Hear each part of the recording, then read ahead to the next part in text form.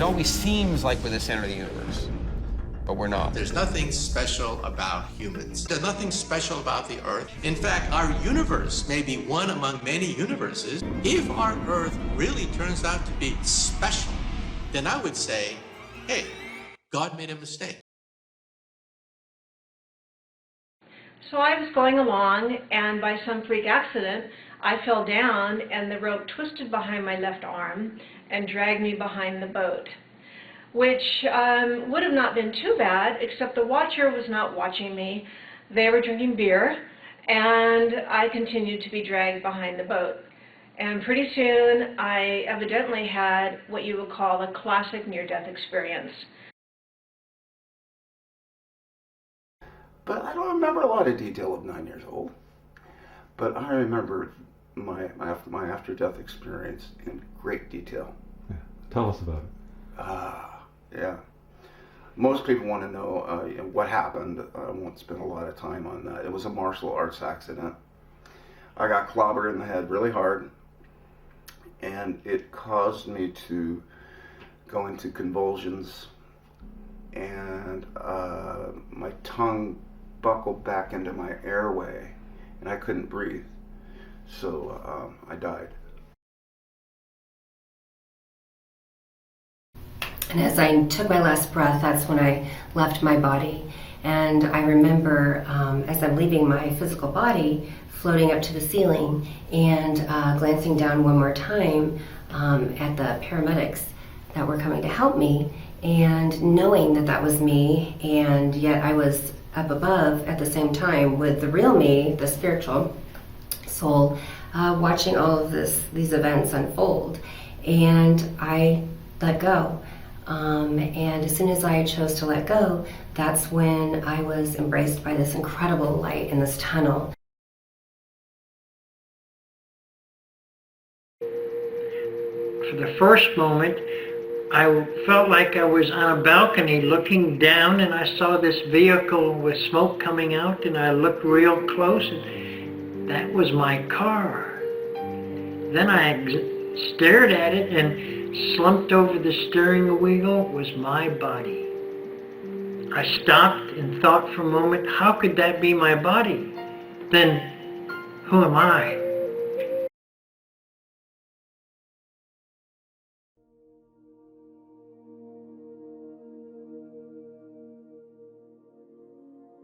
Assalamu alaikum. Following on from my last discussion about the ghayat, or the aims in the Qur'an, we saw that God created us for ibadah.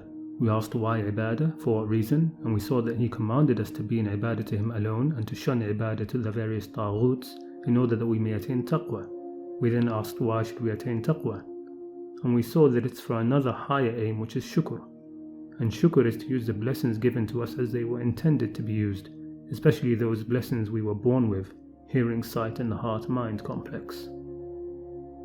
And shukr is the highest human virtue, the highest Quranic aim. Shaitan understood this, and so said he would make us so that God would not find most of us shakirin. وَلَا تَجِدُ أَكْثَرَهُمْ shakirin. But let's speak of those who do manage to be of the shakirin despite Shaitan's best efforts. Then what? There are other aims near the level of shukr, but that's not what I want to look at.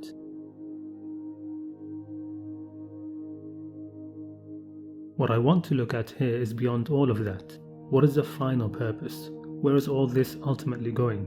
What is God's end game? What's the point of all of this, the whole human saga? Humanity is created, falls, propagates on earth, grows, develops, gains taqwa, shukr, falah, rahmah. And then what? When all this is finished, when our time on this third rock from our average star comes to an end, just heaven? Is that it? The aim of all of this development and learning, and God saying at the start, I'm making a viceroy on earth, and the sending of prophets and scriptures, all so that the majority of humanity goes to hell and a few go to heaven, and then the book is closed, the vast cosmos rolled up, the end. Is that the point of all of this? All this testing for righteousness and good conduct and taqwa, our task of being God's representatives on earth, all so that we will then enter paradise to live in eternal joys and amusements and pleasures, for which we will need neither taqwa, nor righteousness, nor good conduct, nor will we even have to represent God in anything? Is that it? No, for me at least, I think that it's pretty clear that there is much more to all of this than that. And those who think that this whole human project, for lack of a better term, which God has set into motion, is so that in maybe 100 or 200 more years from now, maximum, God will command the angel to blow the horn, judge humanity, then this group to heaven, and that group to hell, and that's it. Those who think that, for me at least, don't seem to understand God. God is greater than that, and His purpose is greater than that. Now, does that mean I know the true ultimate purpose of God? No, of course not. What I'm going to say here is mostly speculation and almost definitely completely wrong. You may have to indulge my fantasy for a bit. Really, my purpose is to expand our scope of vision, and a fantasy can help to do that. I want to open up other people's minds to something potentially more than paradise. There is more, of that much I am certain.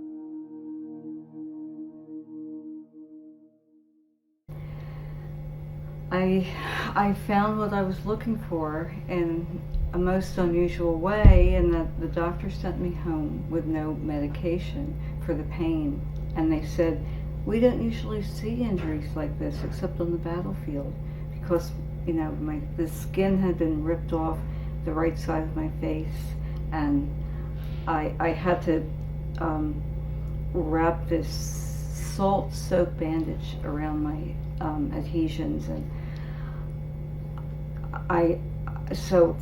first of all, I was in such pain. Oh, I hate to even think of it even now. And also I felt that no man would ever love me, that I would be maimed. And I didn't understand why people put up with suffering. I had no philosophical basis for suffering. I've been raised an agnostic / atheist, modern Jewish conservative denomination, and I was always told, when you're dead, you're dead. And I thought the purpose of life was to have fun and for pleasure, especially then when I was 20. And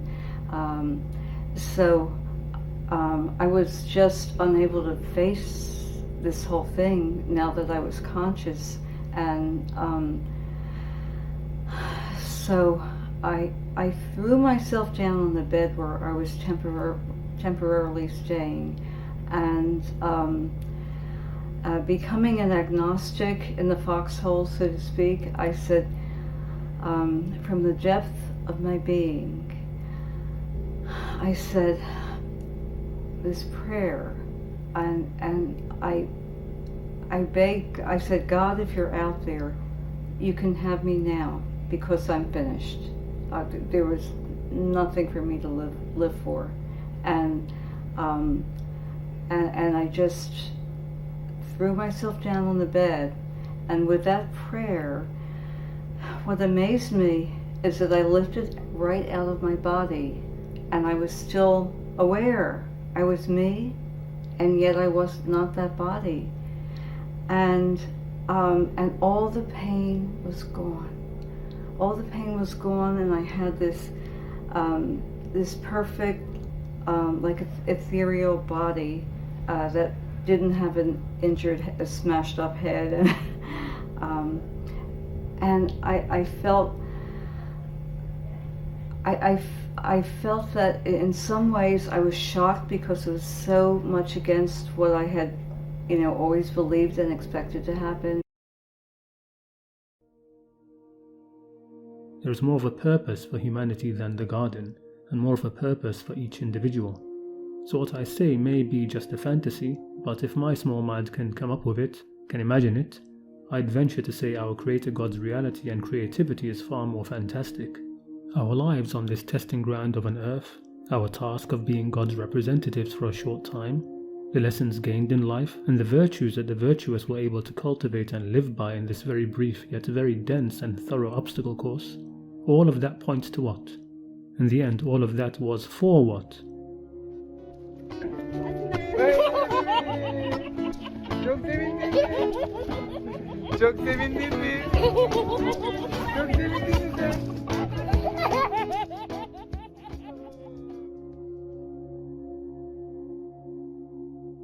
Was it so that the final messenger could come, then a judgment day that is around the corner, as some hadith say, then eternal torment for most of humanity in hell, and eternal pleasure for a few in paradise? And before that judgment day, which will apparently send most of us to hell, the Orion Nebula, where even now new stars and potential worlds are being formed, will be destroyed, as will the Andromeda Galaxy and the other galaxies in our cluster, and all the billions of galaxies across the universe, each one with billions of stars of its own, and yet all will be done away with, because it's time for the prophets to enter heaven, and for Fir'aun and his family to enter hell? I mean, what a waste that would be. What a failure of a project. A quick happening, a fast event with no wise purpose, no plan, no stability. Is that the result of God's word, or the vision we imagine is God's word, but is not? And doesn't the book of God's works point to something else, something more? Let's say, for argument's sake, that when the hour comes, this planet and even this solar system will be done away with in order to judge humanity. What about the rest of the grand cosmos? What purpose did it have? What purpose does it have?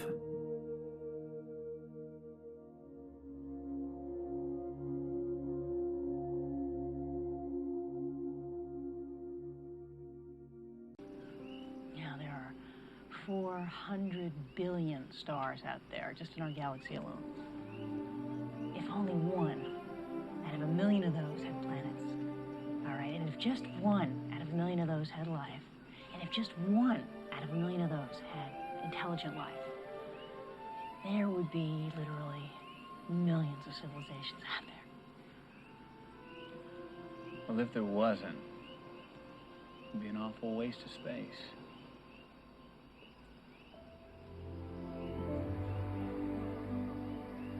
Amen.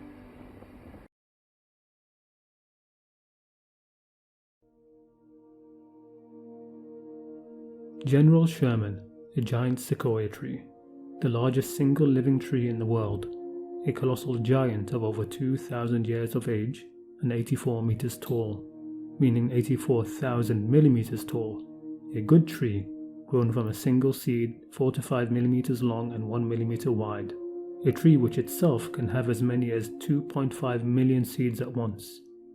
That is like God's word, its roots firmly on the earth, its many branches spreading up to heaven. ألم تر كيف ضرب الله مثلا كلمة طيبة كشجرة طيبة أصلها ثابت وفرعها في السماء. Have you not considered how God presents an example? A good word is like a good tree, whose root is firmly fixed and its branches in heaven above. تؤتي أكلها كل حين بإذن ربها ويضرب الله الأمثال للناس لعلهم يتذكرون. It produces its fruit all the time by permission of its Lord, and God presents examples for mankind that perhaps they may be reminded. ومثل كلمة خبيثة كشجرة خبيثة اجتثت من فوق الأرض ما لها من قرار. And the example of a bad word is like a bad tree, uprooted from the surface of the earth, not having any stability. It is something dead, horizontal on the earth with nothing higher to be expected. That isn't like God's words. It isn't like His plan. يثبت الله الذين آمنوا بالقول الثابت في الحياة الدنيا وفي الآخرة ويضل الله الظالمين ويفعل الله ما يشاء. God keeps firm those who have faith with a firm word in the worldly life and the hereafter, and God sends astray the wrongdoers, and God does what He wills. So let's ask a question prompted by many Quranic statements such as the following. وهو الذي جعلكم خلائف الأرض ورفع بعضكم فوق بعض درجات ليبلوكم فيما آتاكم. And it is He who has appointed you as viceroys on earth and has raised some of you in rank above others that He may try you in what He has given you. And also, الذي خلق الموت والحياة ليبلوكم أيكم أحسن عملا. He who created death and life to test you as to which of you is best indeed. The question is simple. Why and to what ends are persons or things tested for certain qualities? Why are they put through trials? Why are they given things in order to see what they can do with them? Why, unless because these qualities and abilities are being sought after? That they are being sought after by the one doing the testing, sought after for yet another purpose perhaps. Let's imagine that Judgment Day has come and finished, and that God now has a section of humanity who have passed this world's rigors. They've proved themselves capable. They've shown themselves to be, on balance, virtuous with sound hearts, able to truly hear, see, think and feel, more often willing to act in the right way and not allow themselves to be pulled and deceived by Shaitan and his allies. They've kept hold of their humanity and refined themselves beyond the naivety of their childlike forefather Adam, and they are now rooted firmly in experiences from this world. He has them now, so is it that now all he will do is lavish on them rewards and blessings for eternity, and the rest of the cosmos has now served its purpose and will be done away with? Does that sound like a great, wise, divine plan? Or does it sound more like sport and games? وما خلقنا السماوات والأرض وما بينهما لاعبين ما خلقناهما إلا بالحق ولكن أكثرهم لا يعلمون. But God says, we did not create the heavens and the earth and all that is between them in play. We did not create them except in truth, but most of them do not know. What does that mean, in truth? It seems to be related to their purpose. You didn't create them in play. You created them in truth, or with truth. Does that mean for the truth? Like most, I don't know. But it is certainly not for us to have a quick, brief life and then eternal punishment or pleasure. So if not that, then what? And pretty soon I found myself out in the universe. It was full of stars and galaxies, and it was just the most glorious, gorgeous thing that you can possibly imagine. And you know what? It seemed familiar. It seemed comfortable. It didn't seem unusual, and it wasn't the least bit frightening. And I felt like I was in this heavenly, divine place, and I was just so happy to be there. I had no concerns about my body, no concerns about what was going on earth whatsoever. And he said to me, "Are you ready to come?" It was just simple as that. And in that moment, I remembered that my soul chose to come to earth. I remembered where I was before I was born. I remembered that all of our souls choose to come here, that this is a wonderful university, that we're not here by random accident, we're not here as victims, that we come here to choose, to study, to learn, and to grow.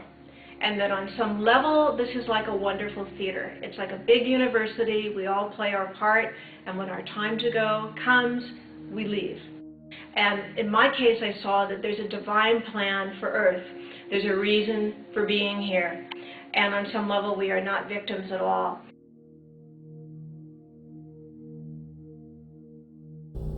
At some point, the angel was gone, and I arrived at the other end, and there before me was the living presence of the being of light.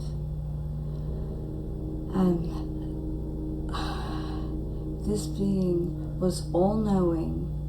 It knew everything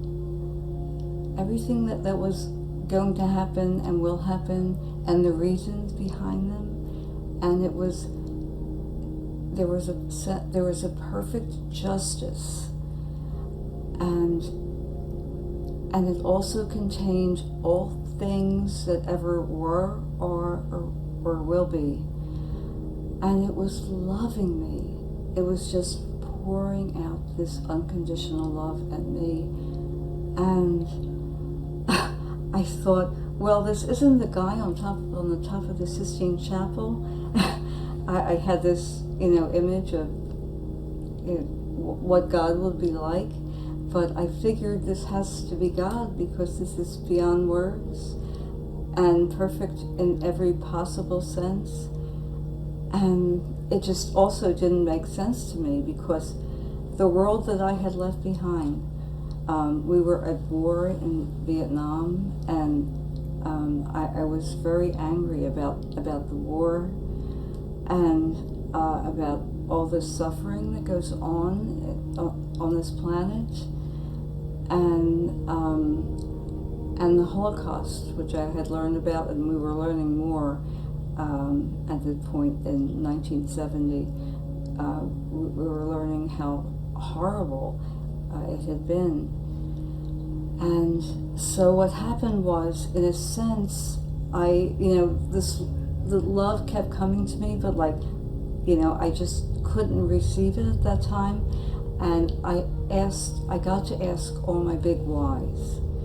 I got to ask all of the things that I had ever wondered about. And those were the top 3 things that struck me that I had spent a lot of time thinking about. And in my justification for not believing in God.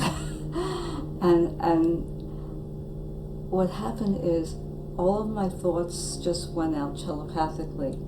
And the answers, the perfect answers, came back. It wasn't the way, like we talk, it was like the entire answer and all of its ramifications instantly came into my head.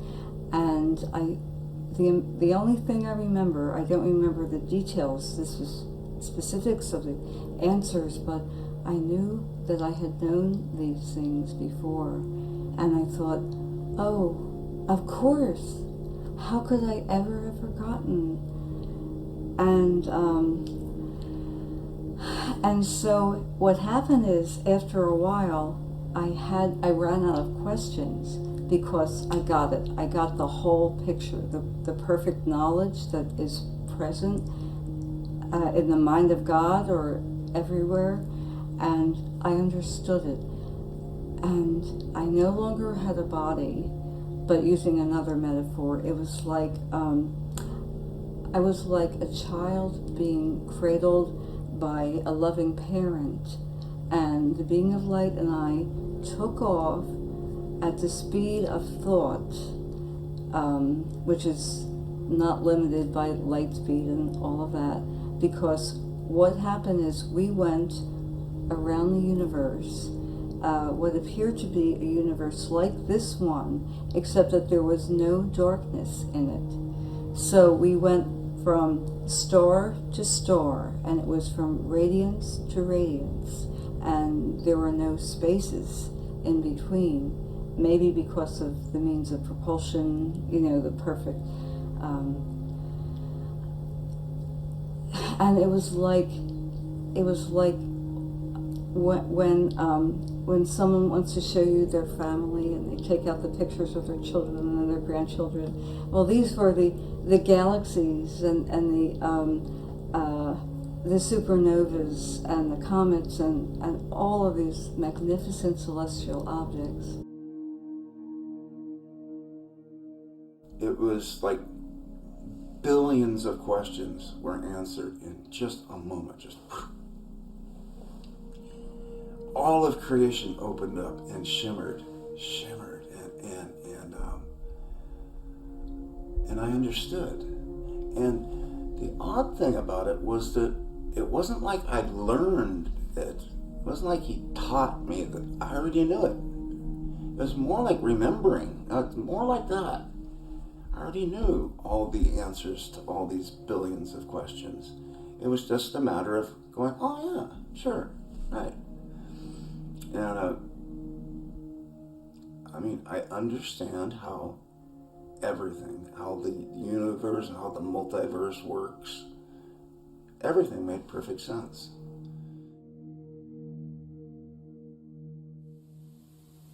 And I said to him, of course. And I had the feeling that I was connecting with knowledge that I had known before. And I wondered, how on earth did I ever forget anything that important? I have known that.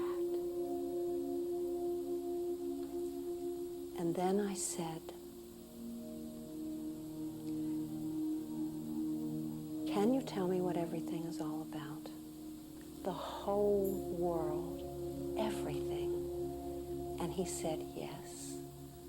And he told me, and it took maybe 3 sentences at the most. It was so simple.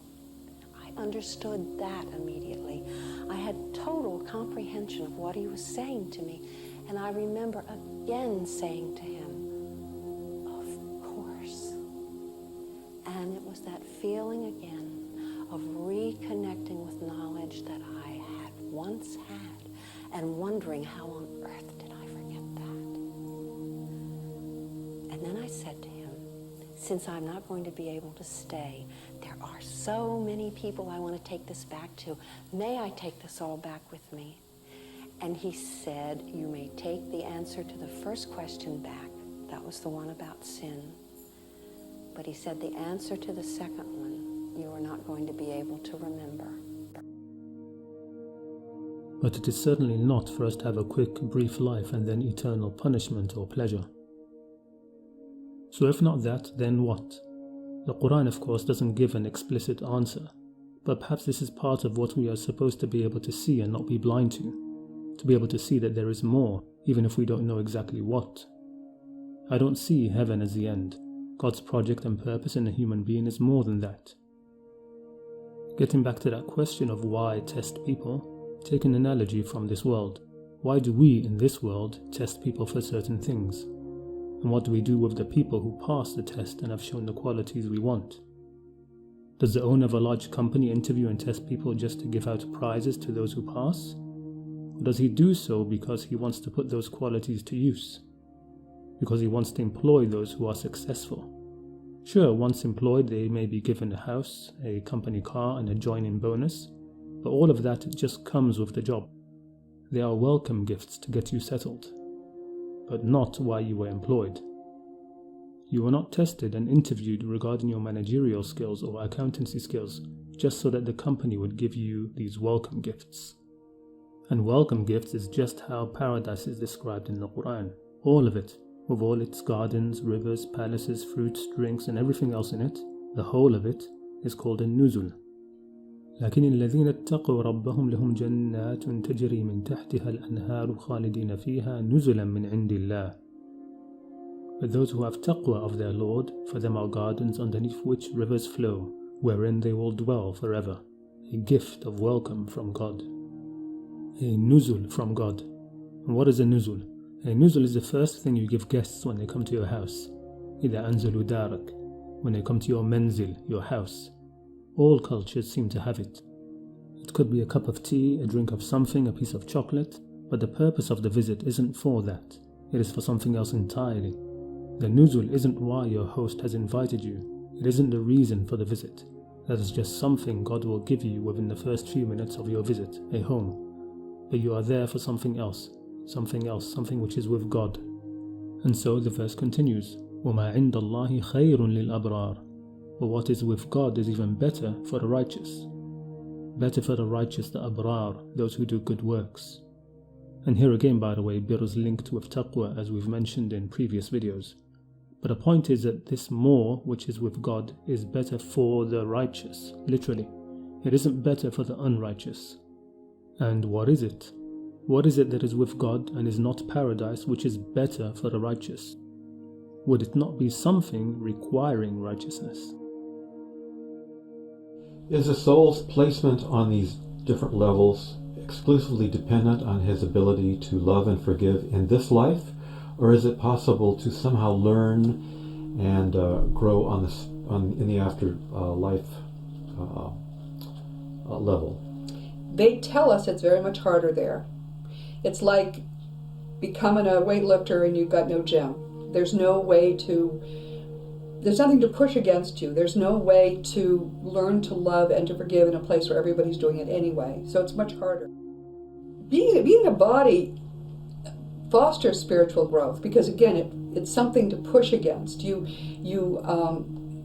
don't intuitively know. When you get there, you know the truth. So it's very hard to fool yourself into thinking you have to work hard because without time, you can spend your entire eternity on level 3 and it doesn't matter.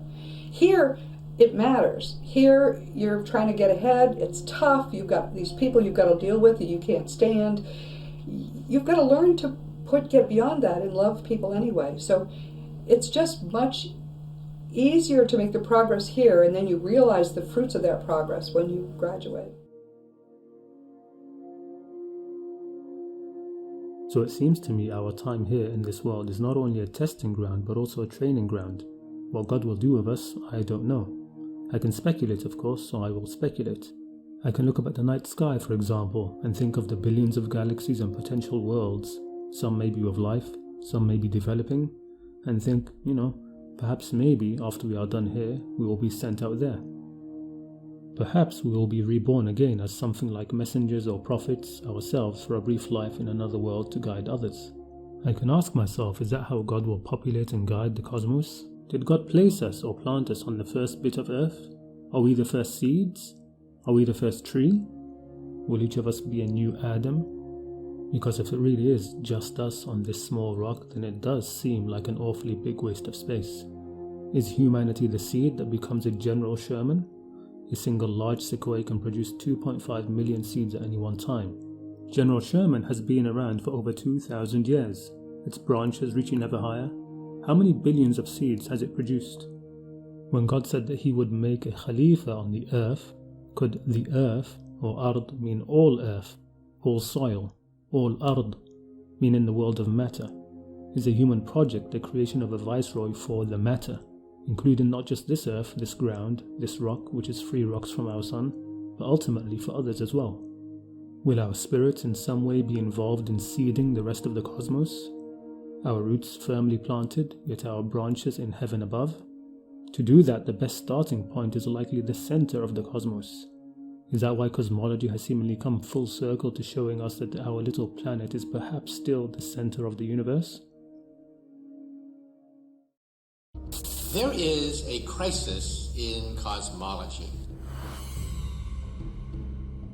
It's an exciting time for cosmology because everything has changed. You see, in some sense, what is happening, our concept of what the universe is has changed.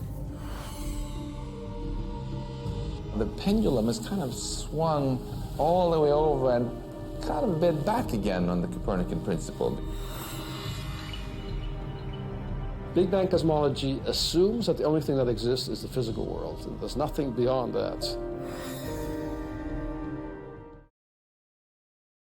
Usually in science, if we're off by a factor of 2 or a factor of 10, we call that horrible. We say something's wrong with the theory. We're off by a factor of 10. However, in cosmology, we're off by a factor of 10 to the 120. That is 1 with 120 zeros after it. This is the largest mismatch between theory and experiment in the history of science. There's an important point here, because if you then said, okay, let's stop here for a minute and let's suppose dark energy doesn't exist. Now, the raw data is correct. It's what we observe. But let's just change the model a bit. Let's say, okay, let's suppose for a minute that the universe is not homogeneous. Or, to put it another way, let's suppose the universe does not follow the Copernican principle after all. Let's see if we can fit exactly the same data with no dark energy. And the answer is yes, you can. If we assume that Earth is in a special position, near the center of a local void, we can account for all observations without the necessity of dark energy. This is using a description of the universe that has us somewhere near the local center, a spherically symmetric universe. But when you apply that type of a model, it actually does fit the data without dark energy. Among the recent large-scale surveys of our universe, the Sloan Digital Sky Survey has given us our most complete look to date at the distribution of galaxies in the sky. Professor John Hartnett has researched these galaxy distributions and has discovered evidence of non-Copernican periodic structure in the galaxy distributions. We looked at of the order upward of over 400,000 galaxies and sort of posed the question, well, how are these things arranged in the sky?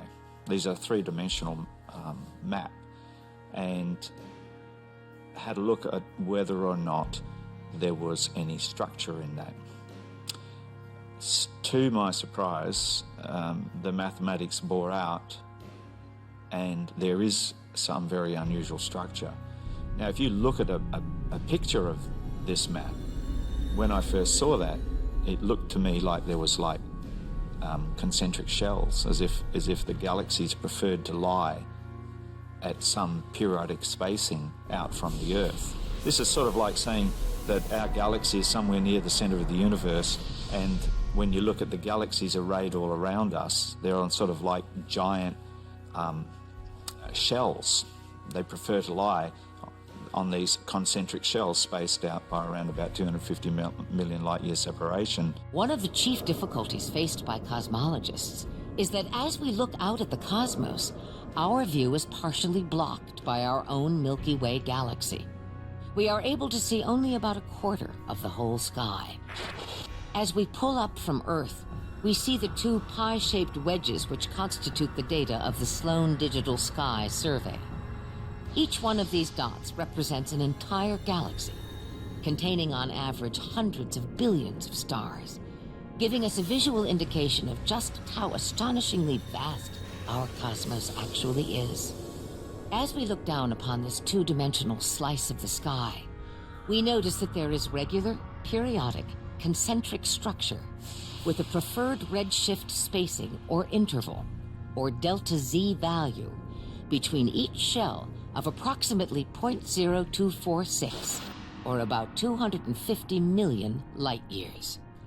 If we fill in the missing areas of the sky on the assumption that the distribution is more or less similar, we are in a position to get a look at how the whole 3D structure might appear as viewed from Earth. The first thing to notice is, if we looked at the universe from some point far removed from our location, we would not see the same concentric shell structure, which is directly contrary to the assumptions of the Copernican principle. In 3D, we can slice open the galaxy distributions almost as if we were looking at the layers of an onion, disclosing the concentric shell structure around us. Whether it would lead to an Earth-centered universe in itself, I'm not that sure, and because it certainly leads to our galaxy maybe being in a special place. Now that is controversial because anyone in the standard cosmology community would not even entertain such a notion.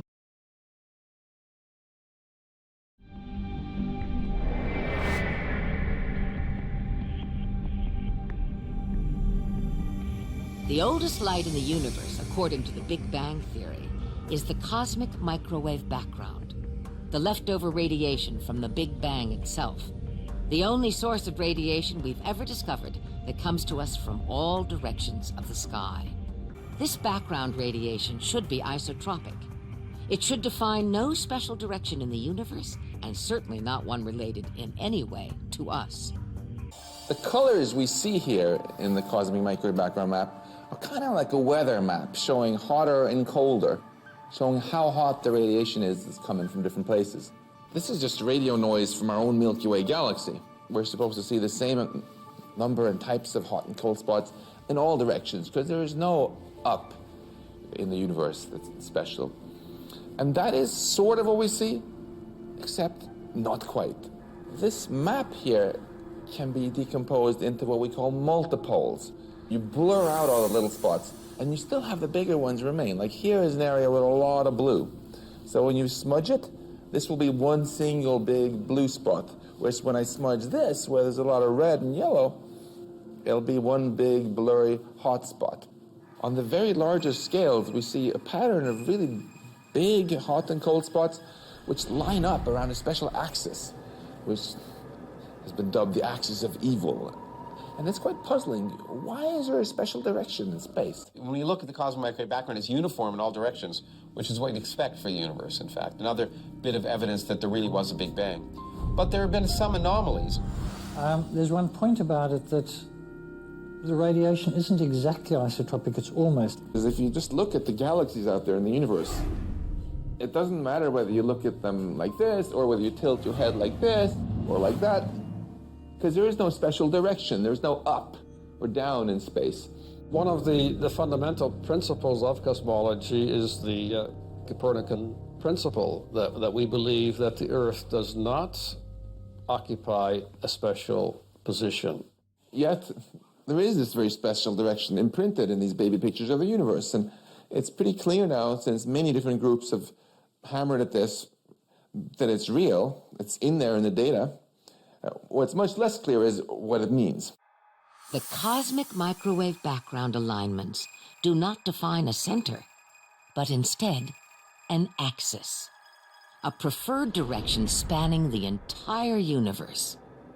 The fact that these alignments are correlated to our own neighborhood is highly difficult to explain from within the assumptions of Big Bang cosmology. The dipole, which is aligned with our equinox, is usually attributed to a relative motion between our solar system and the cosmic background itself. However, the quadrupole and octopole alignments are also with respect to the ecliptic, the plane of the orbit of the planets around the sun. Some people have actually suggested that there's structure in the cosmic microwave background radiation that's related to where the Earth is and how it's going around the sun, which is crazy, because we're nothing special. Professor Lawrence Krauss, writing back in 2006, addressed these strange anomalies in the cosmic microwave background as follows. He says this, but when you look at the CMB map, you also see that the structure that is observed is, in fact, in a weird way, correlated with the plane of the Earth around the sun. Is this Copernicus coming back to haunt us? That's crazy. We're looking out at the whole universe. There's no way there should be a correlation of structure with our motion of the Earth around the sun, the plane of the Earth around the sun, the ecliptic. That would say we are truly the center of the universe, unquote. In 2005, I was talking about the observation and what it would imply, but it's so strange that it's likely to be wrong. Now, that doesn't mean it's always wrong, and some things are so strange that they're actually right. But in this case, I suspect that the structure that was seen by some people that suggested that, you know, the whole microwave background is arranged around us is probably not right. And so I can see the resistance there, you know, that if you, like a heretic, you know, you come out and you say, hey, no, this is not right. That there is evidence that this cosmological principle, this idea that we're not in any special place in the universe, there's something wrong with that. So whenever there's something weird, it's wonderful if you get a fresh measurement of it. So I'm really keen to see what the Planck satellite pictures are going to look like, if they are going to have the same weird alignment. And they're going to have even better ability also to clean out noise from the galaxy and other sources. So I'm keeping all options on the table until then. The strangeness of the alignment of cosmic microwave background with the ecliptic and equinoxes of Earth led many cosmologists to believe that the Planck satellite mission would finally show these alignments to have been a mistake, a foreground that wasn't subtracted properly, or a scanning beam anomaly in the WMAP telescope. Would the axis of evil turn out to be real? Finally, on March 21st, 2013, at the headquarters of the European Space Agency in Paris, the results of the Planck satellite mission were publicly released. Today we are going to present to you the cosmic microwave background. Progress towards the future by understanding the past. This map is a goldmine of information. The stakes were high. If Planck were to confirm the existence of the axis of evil, it could mean the foundational principle of modern cosmology, the Copernican principle, is wrong. Planck was expected by many to show instead that the strange CMB axis of evil was nothing more than foreground contamination, or a scanning beam anomaly somehow missed by the WMAP team. We flew back to Boston to interview Max Tegmark at MIT. We asked him whether his discovery of the axis of evil had been confirmed or debunked by Planck.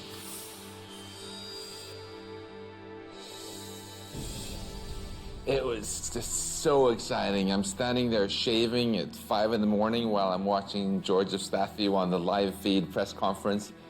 And when the first image comes up on the screen, I line it up with this cleaned image of the data that we had made way back in the past. And it all matches. This spot matches this spot, this one matches this spot. And I'm thinking to myself, whoa, this is so awesome. And the axis of evil is obviously there because all the big spots are in the same places. So all these puzzling anomalies have survived. And the axis of evil is still with us. And we have to actually ask us what it means.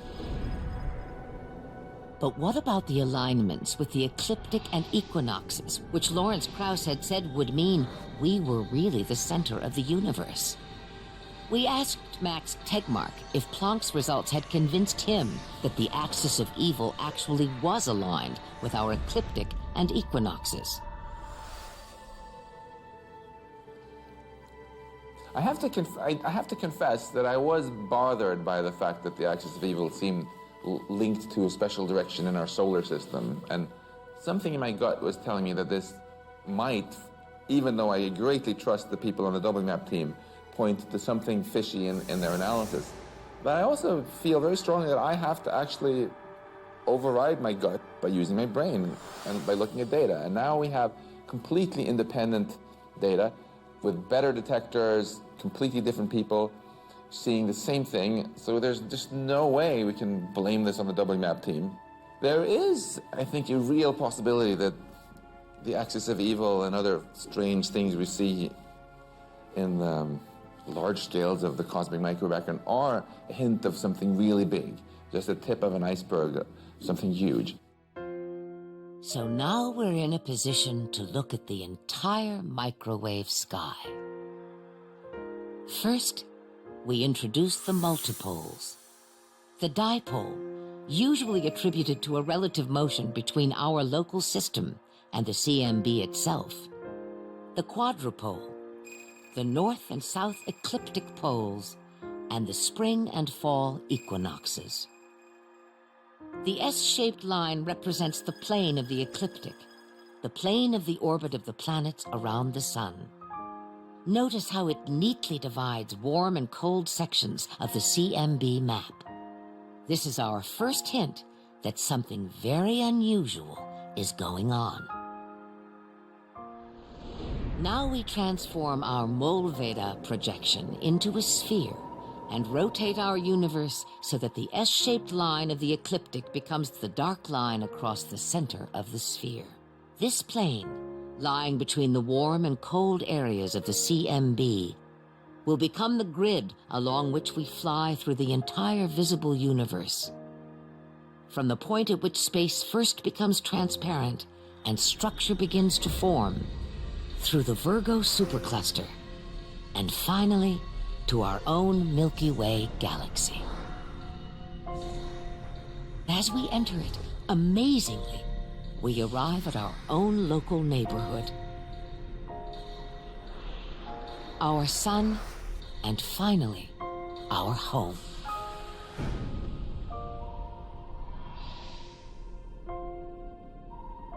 So does this mean that the pendulum has started to swing back away from the Copernican principle? Could this, in fact, be Copernicus coming back to haunt us? I've really changed my opinion in a major way of how I feel about our place in the cosmos. For many years, I was feeling more and more insignificant. We realized that we humans were just living on a small planet in a solar system, in a galaxy, in this universe.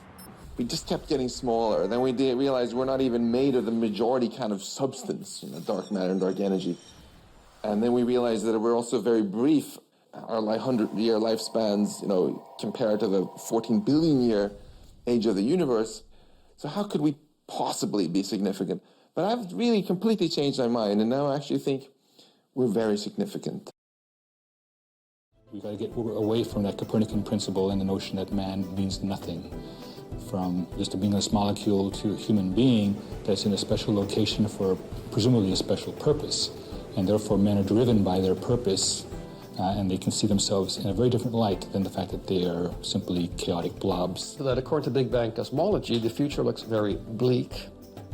Either the universe is going to keep on expanding forever, and eventually it'll run out of energy and all life will die, or it will recollapse again, and then everything will die as well. The two lessons of cosmology that I like to give people are, one, we're more insignificant than we thought we were before. You're completely insignificant. All of our human drama and everything else is more irrelevant when it comes to the cosmos than it was before. So we're insignificant and the future's miserable. So those are the two things we've learned. But if we are significant, and if there's something special about our home, this planet, then those concepts have tremendous implications. And we need to be then focused on our commitments as stewards over the creation that we have. I have a minority view as to what this means. I think it means that life of the advanced form we enjoy here is extremely rare, and that we are in fact the only life in our entire observable universe that's gotten to the point that we have telescopes. And if that's true, then we are very significant. We also know that there's nothing about the laws of physics that says that life has to be limited to just being stuck on this planet and can't ultimately engulf our entire universe, come alive. If that happens in the distant future, I think it will be because of what we humans decide to do here on this planet. And it's probably going to be settled in my lifetime, whether we just permanently screw it up or get our act together and concede space with life. And if in the distant future our whole universe has come alive, I don't know how our distant ancestors are going to think about us, but I'm sure they're not going to think of us as insignificant.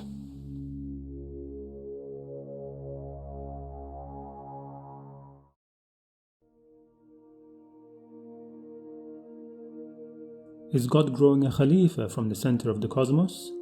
Are we here to learn and then for our spirits to spread out and be viceroys for the rest of the earth, for the rest of the world of matter? Or perhaps this has already happened. Who says we are the first? Perhaps that's who the spirits of the prophets and messengers that we have received were originally.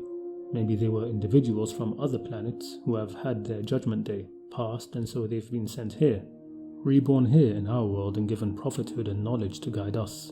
After all, why were they chosen to be prophets? Is that how God's covenant and conversation with the prophets came about, the one mentioned in Surah Al-Imran? Because it seems like they were alive and knowing before coming to this world. He spoke to them as a group and they answered as a group.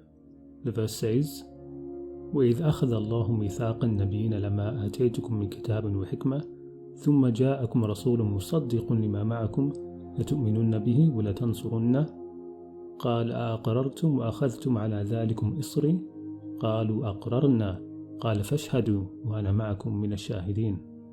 Recall when God made his covenant with the prophets. He said, Behold, if I should give you of the scripture and knowledge, and then afterwards there comes unto you a messenger confirming that which you possess, then you must believe in him and must help him. He said, Do you agree, and will you take up my burden which I lay upon you in this matter? They answered, We agree. He said, Then bear you witness, and I will be witness with you. God promised Adam that guidance would come to his descendants. Were the vehicles of that guidance already present before our Adam? Were they spirits of other beings that had had their judgment day and have passed? Maybe, and maybe this, and maybe that, and perhaps this, and perhaps that. All of this is complete and utter speculation, of course, likely no better than science fiction. But if my mind can conceptualize it and fathom it and think of it, who's to say what God's project and purpose is with regards to this human creature, to whom he had his angels prostrate? Who can really know the mind of God? Who can really know the plan of God? My consciousness of everything seemed to expand with the bliss of it all. And suddenly there came into my field of consciousness an entire field of knowledge. It was like a block. It was like a whole block of knowledge that just simply came in and settled itself on me. And I knew what takes several sentences to tell. But it didn't come in several sentences. It just came in all of a piece. And what I knew was that I was immortal, that I was eternal, that I was indestructible, that I always had been and that I always would be, and that there was no way in this world that I could ever be lost, that it was impossible for me to fall into a crack in the universe somewhere and never be heard from again. I just knew that I was utterly safe and that I always had been. Forever and ever and ever. And when that block of knowledge was digested by me, as it were, another block of knowledge came in, another whole field came into my being, and what I knew then was that the universe runs according to a perfect plan. I knew that the plan was perfect, and everything that we think about as hard to understand or unfair or cruel, brutal, whatever, that was all really without meaning. And I know that's very difficult, but I knew this. I understood it. I comprehended it in a way that when I came back from the experience, I really couldn't comprehend anymore. But I understood that all of the things that we worry about and that concern us, we don't have to worry about at all. There is a perfect plan, and the plan is working itself out in its perfection. But then I found myself at some point back in that broken body. And the first thing I noticed is that the cosmic knowledge was gone. And I was thinking, oh, wait a minute, I'm back here, and I knew everything, and now it was gone, except for what I just shared, that I knew that I had known it. And, oh, the other thing is that everything is interconnected in a perfect way, and there are no accidents. Everything happens for a purpose, and that's part of our life's plan, even though we can't understand the purposes usually while we're going through it. And I knew that we cannot die, that we will just, like taking off a coat, we will just take off these bodies when they're worn out and go on to a greater, more magnificent universe. And I had to really think about everything I believed, about all the metaphysical beliefs I had at that time, and everything the culture had taught me, what I learned at school and what I learned in my family, and I just threw it all out, because the touchstone for me has always been what happened in the NDE. It was more real than my sitting here 39 years later and telling the story. That really happened. This is like a dream, but that was real.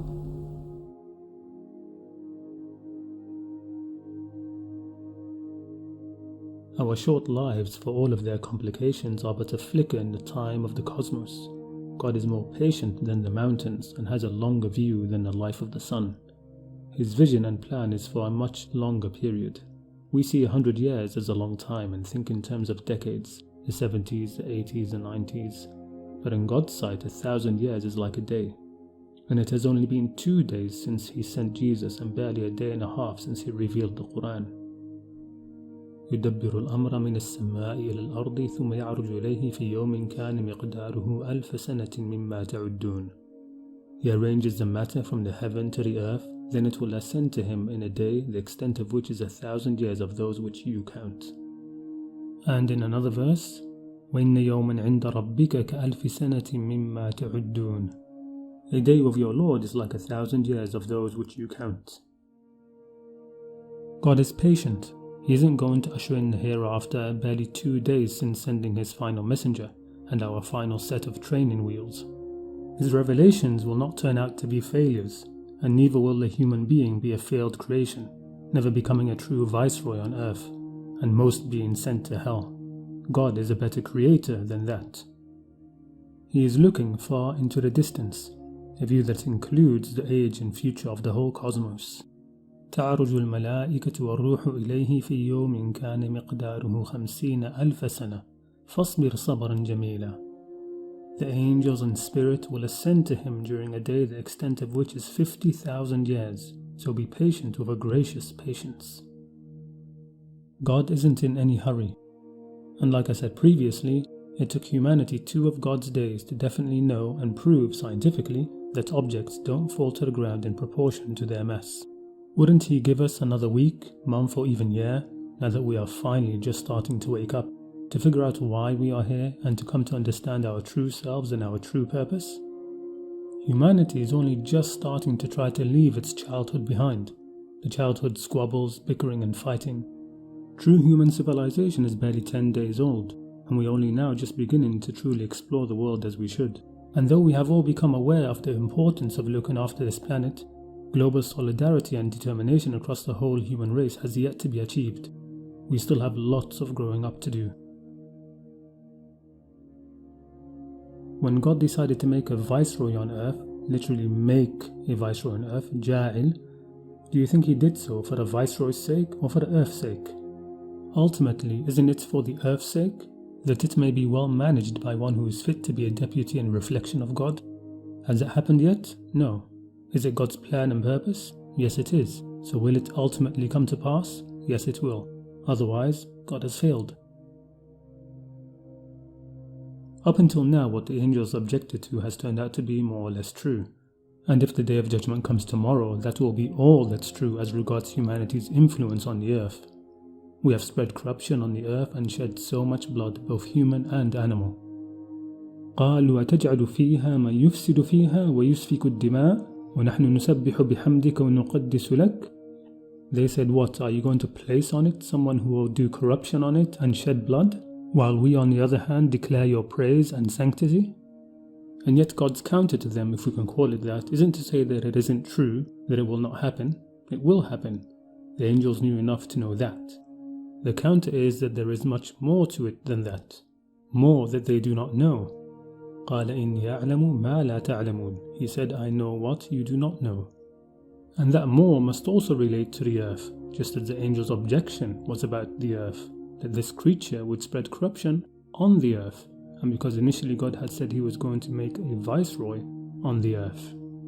So this more that God knows and the angels did not know must also ultimately involve the earth, and will eventually be such that the corruption and bloodshed will be forgotten. It will be of little or no account in the grand scheme of things. It will be seen as the stumbling beginnings of something more grand, the seeds of which are in Adam's being taught all the names. قال يا آدم أنبئهم بأسمائهم فلما أنبأهم بأسمائهم قال ألم أقل لكم إني أعلم غيب السماوات والأرض وأعلم ما تبدون وما كنتم تكتمون. He said, O Adam, tell them their names. And when he had told them their names, he said, did I not tell you I know the unseen things of the heavens and the earth? And I know what things you reveal and what you were concealing? And now that Adam has knowledge, the verse is no longer talking of just the earth. Now the hidden things of the heavens and the earth are mentioned. Things known to God and unknown to the angels. Things that can be taught to the Adamic creature, just as the names were taught. No matter where humanity is going, and whatever is coming, and whatever is in our future, once it occurs, it will last for so long that this childhood bungling self-destruction and earth destruction will be like the rebellious childhood years of a 90-year-old man who looks back with understanding at his own foolishness, maybe wishing he had paid more attention to his father's words back then, because later in life he truly saw their value, yet still accepting that things went as they should have. The earth will be inherited by the righteous. وَلَقَدْ كَتَبْنَا فِي الزَّبُورِ مِنْ بَعْدِ الذِّكْرِ أَنَّ الْأَرْضَ يَرِثُهَا عِبَادِيَ الصَّالِحُونَ. And before this we had written in the Psalms after the dhikr that the earth shall be inherited by my righteous servants. If you want to look for God's endgame for the earth, look in that verse for starters. With that one verse you can legitimately ignore all of those narrations that make it out as if the earth will be inherited by the evil people, and that the day of judgment will come when there are no more good people left on the earth.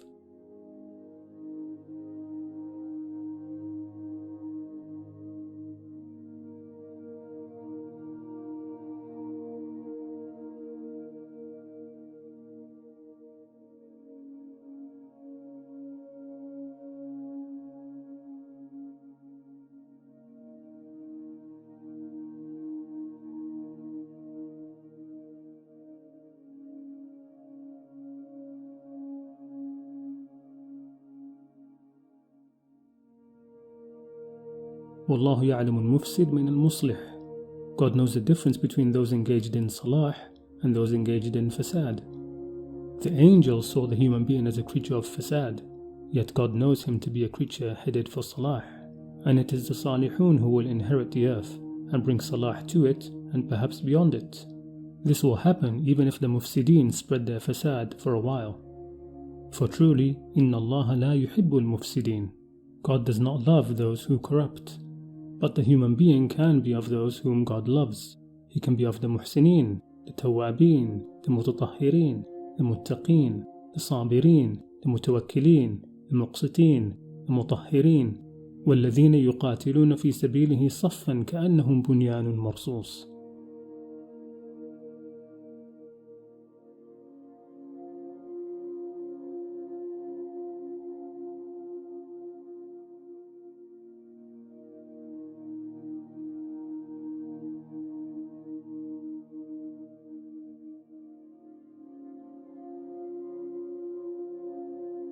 The human creature is indeed a special creation. We have a purpose. There is something more, something amazing in store for us, for those of us who show themselves to be worthy, those of us capable of being real human beings, of remaining real human beings in this world, those not so vile that God Himself says He loves them not. Together we have only just started to grow up, only just met one another, only recently started to see and understand each other and ourselves. The end is not close. God's purpose isn't nearly complete. In fact, it looks like it's only just begun. God hasn't made a mistake, and we are only just getting started.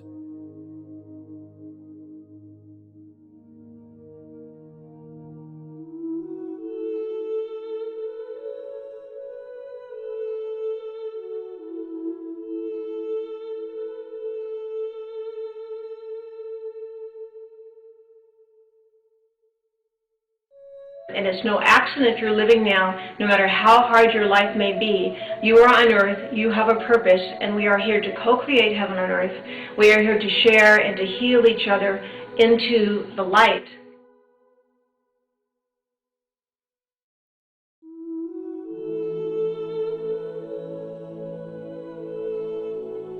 He then showed me how absolutely critical my purpose was in creation. Creation, by the way, I'm talking about me, but really I'm talking about you, the viewer, because this is about you. There is no way that the universe, that creation could possibly unfold without you fulfilling your purpose. And I know a lot of people struggle with that. What's my purpose? You know, why am I here? Sometimes it seems kind of pointless. Like, you know, I go to my stupid job and I got my stupid boss and I go home and I watch TV and what? There's got to be something more, right?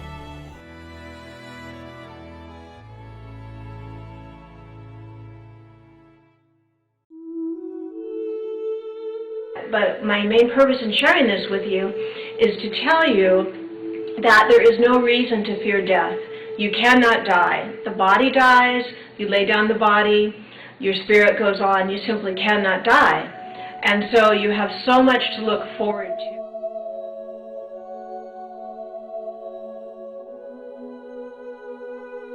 This is the very first time in my whole experience with God that I felt this incredible magnitude of sadness from God. And I said, no, look, God, it's okay. They're not hurt. And He looked at me and He said, Erica, it's free will. And I didn't understand what that meant at first because to me, everybody was fine. But He was crying for the ones that chose the separation from Him.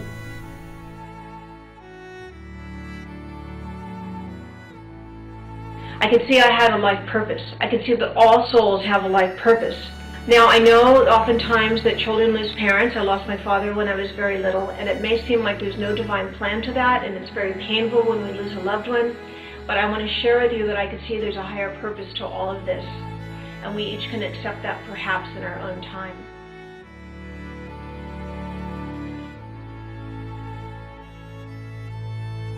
we started to pull apart a little bit and be separate. And it really strongly felt like this is my father and I'm a child.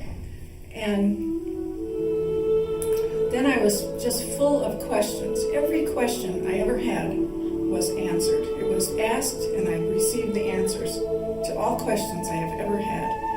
But I was not allowed to bring back the information. That's okay. I still brought back lots of great stuff.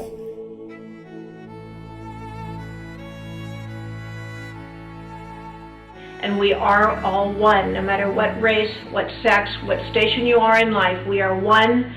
And it's time to let go of spiritual amnesia, to remember that we are in this together, to love Mother Earth and each other. Thank you.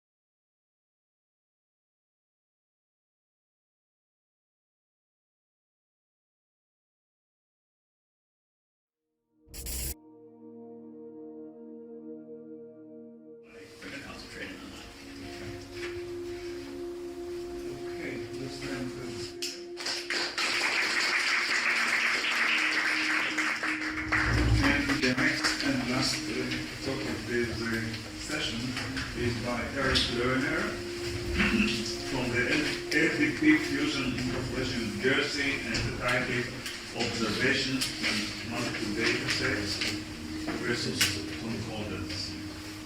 Okay, so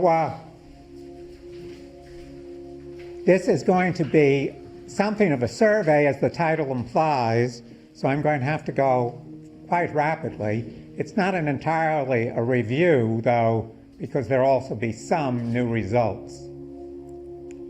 So what we're going to ask is a number of questions. Whether the predictions of the concordance cosmology are in accord with observations. So the questions I want to cover is the universe expanding? Did the universe go through a hot, dense phase? In other words, did the Big Bang happen? Is the universe 13.8 billion years old? Does non-baryonic dark matter exist? And is the universe transparent at microwave wavelengths? And in white, you see some of the data sets that are relevant to these questions. The simplest test of whether the universe is expanding or is not expanding, no matter what the theory of its expansion, is the Tolman test. In a Euclidean non-expanding gravitational confinement velocities of these objects and the spacing between them on a very simple model. I won't go into why we don't have any dark matter, because if you think that we still have dark non-baryonic matter in the universe, I don't think you've been paying attention to what's been said today. So we'll skip that. Large-scale observations, therefore, are strong evidence against a 14 gigayear age, against dark matter, and for the formation of structures by magnetic gravitational processes over much longer periods of time. Finally, to go to the cosmic background radiation, the alignments and asymmetries that have been well documented in the cosmic background radiation contradicts the basic predictions of inflation, which is that the CBR will be Gaussian. It is not Gaussian. In addition, the entire Big Bang theory of the cosmic microwave background assumes that the universe is transparent at these wavelengths to a factor of 10 to the minus fifth. In other words, there's no variation in the radiation as it travels to us from extremely high redshift. That these variations of the level of 10 to the minus fifth are all primordial. I published in '88 a theory of how the CBR can be produced in the present day universe by stellar thermonuclear reactions degraded thermally in a universe which is not transparent at these wavelengths.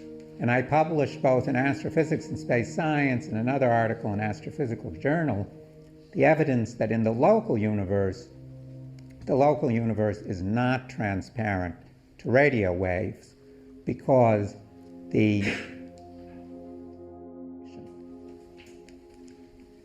So therefore, the evidence against the inflationary LCDM Big Bang includes this surface brightness size, lithium helium, large-scale structure, large angle alignments, and opacity. In fact, it contradicts all the predictions of this theory. So I think you might say that much of what people have been saying at this conference and in other papers is sort of like saying, well, you know, I think the emperor is not wearing a shirt, or I think the emperor isn't wearing any shoes, or he isn't wearing a hat. Well, I think that if you put all this together, I think we should say, as far as the Big Bang goes, the emperor is wearing no clothes. Thank you very much.